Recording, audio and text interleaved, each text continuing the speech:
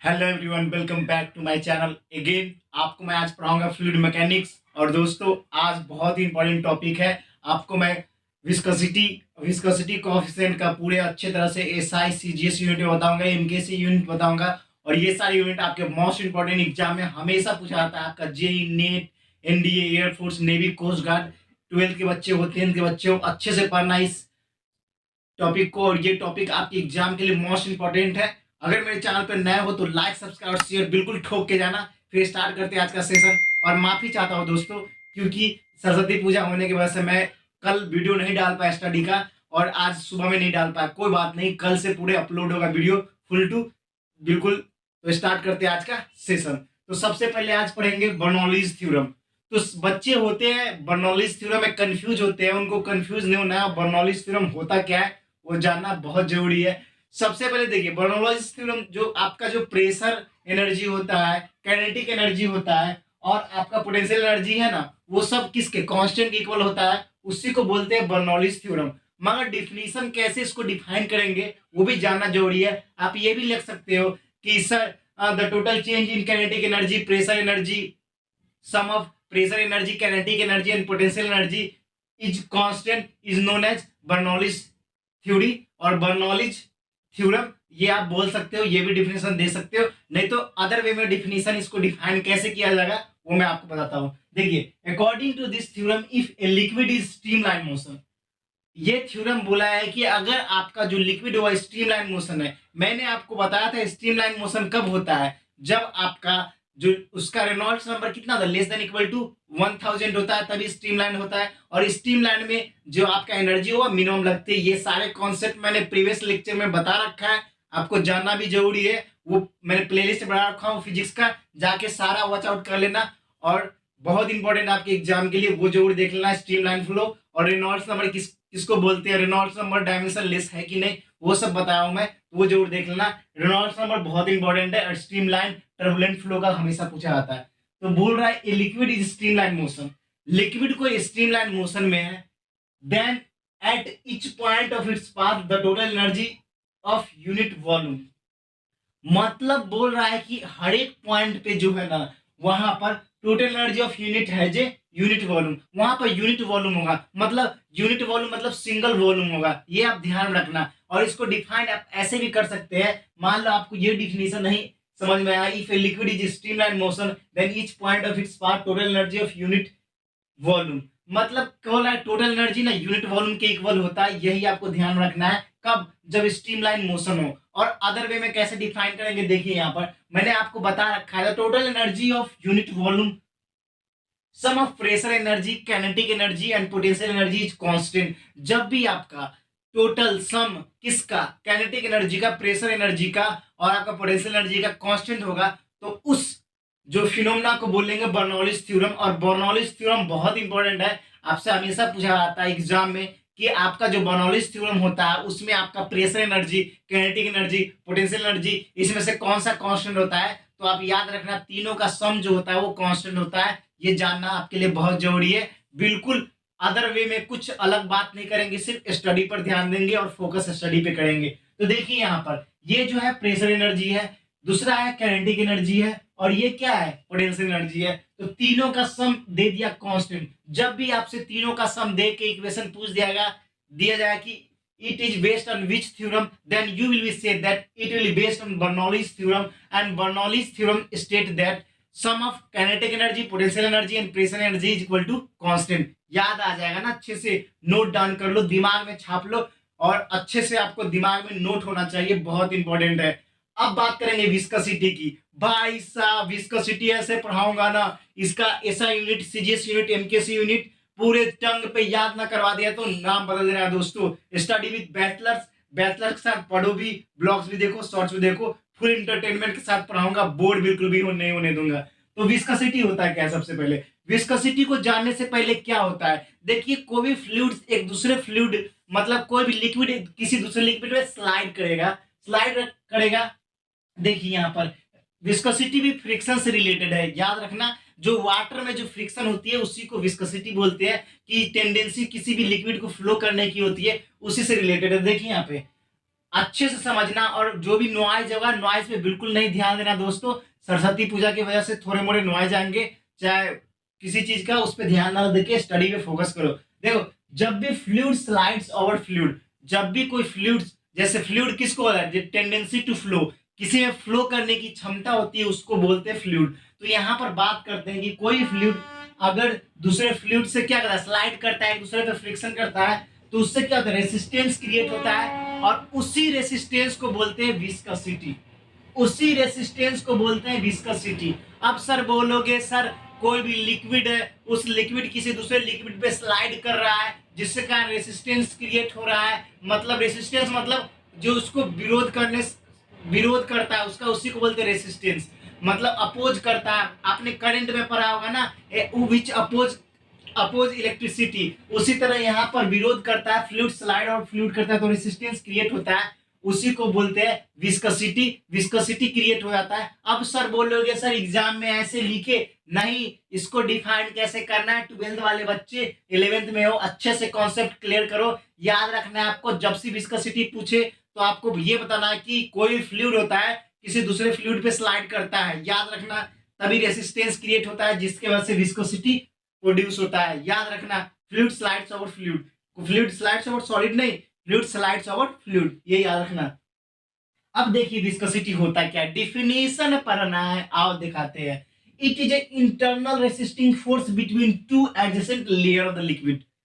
Simple language में बोल रहा है कि ये क्या है, इंटरनल रेसिस्टेंस फोर्स है, मतलब बॉडी का इंटरनल रेसिस्टेंस फोर्स है, जिसका जी force between two adjacent layer of the liquid, मतलब किसी भी दो एडजेसेंट लेयर का कहने का मतलब जिसे उससे बगल का लेयर जो है, उससे क्या करता है, ये फोर्स क्रिएट करता है, लेयर ऑफ द फ्लूइड, दोनों लेयर के बीच फोर्स क्रिएट करता है, दो एडजेसेंट लेयर के बीच फोर्स क्रिएट करता है। और ये क्या है, इंटरनल रेसिस्टेंस फोर्स है, जो आपका एडजेसेंट लेयर के साथ फोर्स क्रिएट करता है, उसी को बोलते हैं विस्कोसिटी।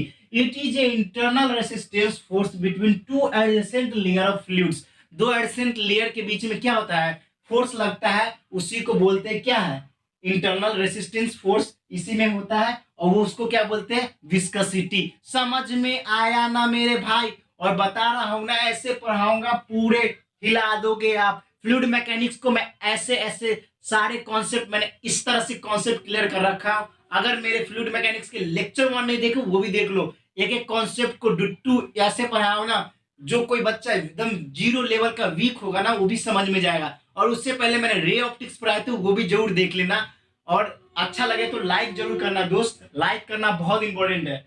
उसके बाद बात करते हैं कॉफिशिएंट ऑफ विस्कोसिटी। भाई इसमें तो धूम मचाना, इससे क्वेश्चन इतना आता है ना, इसका डायमेंशन आता है, इसका सीजीएस यूनिट आता है, इसका एसआई यूनिट आता है, इसको पॉइंट में कैसे कन्वर्ट करते हैं, इसका एमकेएस कैसे कन्वर्ट करते हैं, सारा देखो यार, देखो कैसे कैसे हिला इसको काम करते हैं तमाम, और कैसे आपको समझाते हैं। देखिए यहाँ पर कॉफिशिएंट ऑफ विस्कोसिटी, सबसे पहले जानना है कॉफिशिएंट ऑफ विस्कोसिटी होता क्या है। तो कॉफिशिएंट ऑफ विस्कोसिटी को डिनोट किया जाता है ईटा से, जिसको एन से आपको लग रहा होगा, एन पर लेना आप, देख लीजिए यहाँ पर लिखा है coefficient of viscosity, the ratio of tangential stress and velocity gradient, मतलब कि आपका जो कॉफिशिएंट ऑफ विस्कोसिटी होता है, ratio of tangential stress and velocity gradient is said to be coefficient of viscosity. समझ में आया ना, रेशियो किसका है, आप वेलोसिटी किसका रेशियो जल्दी से बताओ, tangential stress and velocity gradient. आपसे पूछेगा कि अगर आपसे डिफाइन करने के लिए पूछे बोर्ड में, या आपके एमसीक्यू में पूछ दे कि coefficient of viscosity is equal to what, तो आपको ध्यान रखना है कि tangential stress divide by velocity gradient का क्या है, रेशियो है, ये याद रख लो, बहुत ज्यादा इंपॉर्टेंट है। इसी से मैं अब यूनिट निकालते हैं, इसका यूनिट क्या है, देखिए फॉर्मूला कैसे बनेगा। देखिए अब कोएफिशिएंट ऑफ विस्कोसिटी को ईटा एन से डिनोट किया जाता है। अब ऊपर आइए, देखिए एन, तो यहां पर देखिए फोर्स हो गया, और कुछ चेंज इन डिस्प्लेसमेंट हो गया, कुछ एरिया हो गया, और डीयू हो गया। तो वहां पर देखिए फोर्स का क्या होता है, फोर्स का अगर निकालेंगे तो फोर्स का होता है MA, mass into acceleration, mass into acceleration होता है। तो न्यूटन तो लिख दिया, और मास और मास इंटू एक्सेलरेशन, तो एक्सेलरेशन का क्या होता है जल्दी बताओ, मीटर पर सेकेंड स्क्वायर होता है ना, मीटर पर सेकेंड स्क्वायर। तो यहाँ देखिए इसका हो गया न्यूटन मीटर और एक ये हो गया सेकेंड, और एरिया का मीटर स्क्वायर, इसका मीटर हो गया। डी मतलब कोई एक चेंज इन लेंथ मान लीजिए, वो लेंथ में चेंज आया तो एम आ गया। तो newton second per metre square, ये ध्यान रखना बहुत ज्यादा इंपॉर्टेंट है, newton second per metre square याद रखो दिमाग में। फोर्स का न्यूटन हो गया, डी वाई का एम एस हो गया, उसका एरिया का M square M, newton second metre square. अब बात करते हैं डायमेंशन की। गुरुजी डायमेंशन क्या होगा, बच्चा बच्चा चिल्ला चिल्ला के बोलेगा ml-1 t-1, कर लो ना कैलकुलेट। अब इतने नहीं होंगे, न्यूटन सेकेंड, न्यूटन का क्या होता है जल्दी से, mlt-2 सेकेंड का t हो जाएगा, नीचे m स्क्वायर है, m मतलब क्या है लेंथ है, लेंथ का वहां पर डबल स्क्वायर है तो l स्क्वायर हो जाएगा, काटेंगे तो आपका डायमेंशन हो जाएगा ml-1 t-1। उड़ा दिया ना सीधा, आसानी से समझ में आ रहा है ना। और ये याद रखना, ये यूनिट बहुत ज्यादा इंपॉर्टेंट है। डायमेंशन एग्जाम में 3-4 बार एयरफोर्स और आपके नेवी के एग्जाम में पूछे गए हैं। अब देखिए, अब आता है जेई और नीट का तर्का। देखिए ये तो newton second per metre square, ये तो सर गुरु जिस हमें भी पता है इसका यूनिट। अब कन्वर्जन देखो, कन्वर्जन इसका मतलब होता है 10 पॉइंट। जब भी आपसे पूछे 1 newton second per metre square is equal to how much point, you will be say that 10 point. So 10 point यहाँ पर ऑप्शन में दे रखा होगा, 1 पॉइंट, 2 पॉइंट, 5 पॉइंट, 10 पॉइंट। आपको याद रखना है 1 newton second per metre square is equal to 10 point. ये आपको इंपॉर्टेंट है, बहुत ज्यादा इंपॉर्टेंट है। और याद रखना कोएफिशिएंट ऑफ विस्कोसिटी का यूनिट भी पॉइंट होता है, और वो एसआई में होता है। चिल्ला चिल्ला के समझा रहा हूं, चिल्ला चिल्ला को आपको सीखना भी है। अब देखिए 10 point, 1 newton second metre square is equal to 10 point. अब 10 पॉइंट इज इक्वल टू होता है 1/10 pascal second, 1/10 newton second metre square is equal to 1/10 pascal second. Pascal ये भी यूज किया था ऐसा यूनिट में, तो याद रखना आपका 1/10 पास्कल सेकेंड। ये सारा रिलेशन है मेरे भाई, रिलेशन आपको पता होना चाहिए। यूनिट पूछे तो पास्कल सेकेंड बोल सकते हो आप, न्यूटन सेकेंड मीटर स्क्वायर बोल सकते हो, पॉइंट बोल सकते हो। मगर आपसे अगर पूरे अच्छे तरीके से फॉर्मूला के साथ आपको वैल्यू भी पूछे तो आप कैसे बताओगे।